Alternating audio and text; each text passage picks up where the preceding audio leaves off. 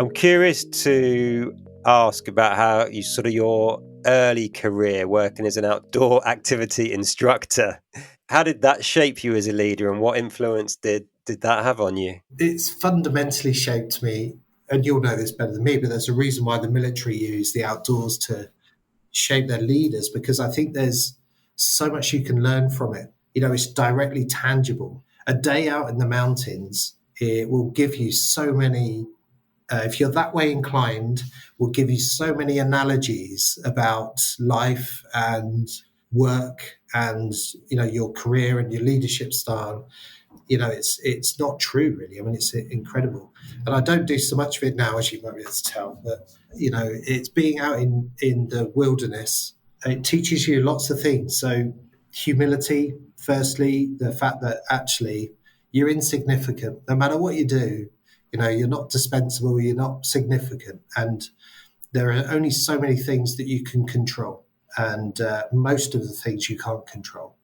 So actually, there's a real kind of almost a spiritual experience of being in the outdoors, which I think is really important philosophically as a leader of an organization to realize that, no matter how hard you try, no matter how good you are, no matter how many hours you put in, there are things outside of your control that are going to happen, whether you like it or not, and you've just got to deal with it. And I think the outdoors fundamentally teaches you those things. And then there's, all sorts of specifics about the tenacity, your resilience, the fact that you have to be adaptive. Nothing ever goes to plan. But also when you're actually leading a group, sometimes you've got to be out the front there leading.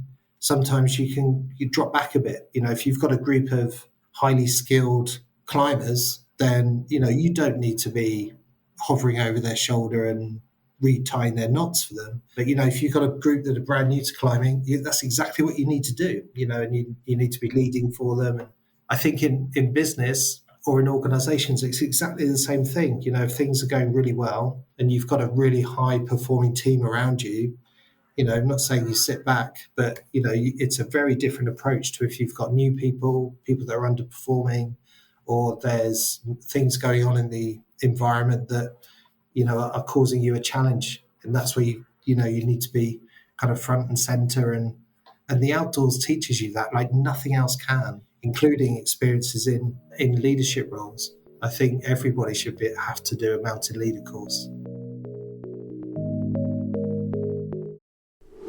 Hey, before you go, let me tell you about what is possibly the most exciting development in the entire history of my business. It's called Ben AI.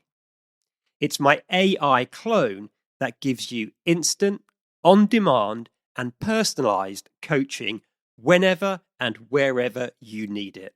It's been created using every piece of content I've developed in the past 11 years and everything I've learned about leadership in my entire life.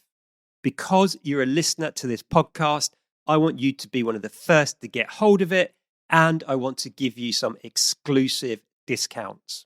Right now, I'm looking for 20 beta testers who will get unlimited access to Ben AI for 2 weeks.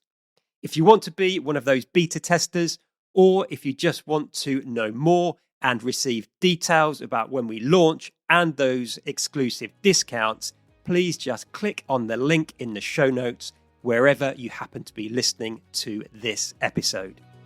That's it for now. See you soon.